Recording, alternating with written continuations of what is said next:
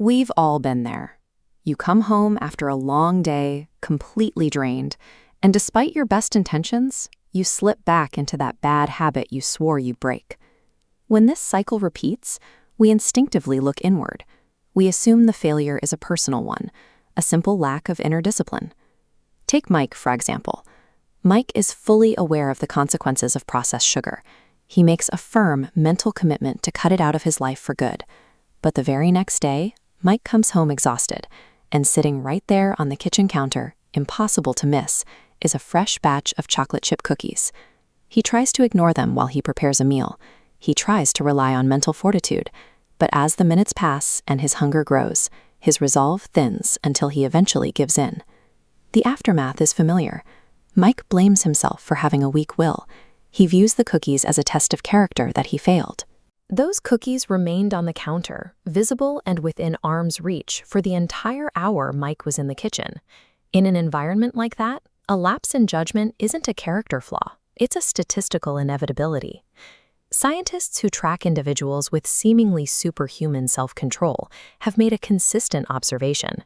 These high achievers don't actually possess unique neurological markers or a higher innate capacity for resistance than anyone else. They aren't operating with a magical, bottomless reserve of internal willpower that the rest of us lack. Instead, these individuals spend significantly less time in tempting situations. They have organized their daily lives to minimize the need for resistance in the first place. Willpower functions like a battery. Every time you fight an urge or ignore a distraction, it drains. Force yourself to rely on that depleting resource all day, you eventually hit zero.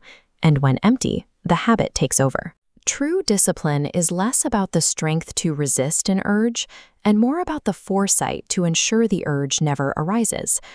Our daily actions are often guided by a subtle, invisible pressure, the path of least resistance.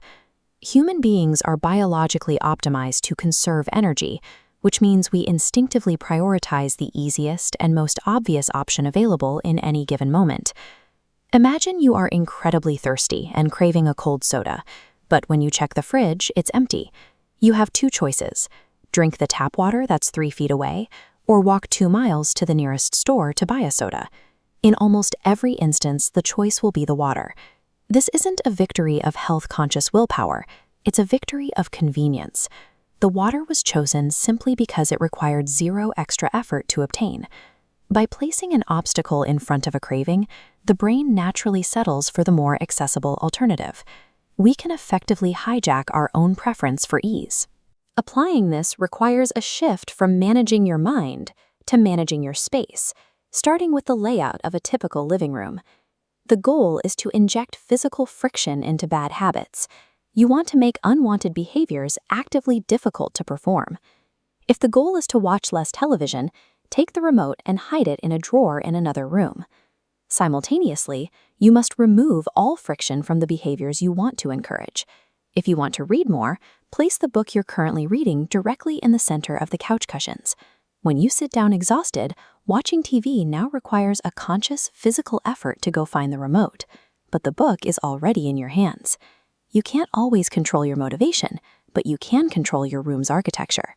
When the right choice is the simplest path, willpower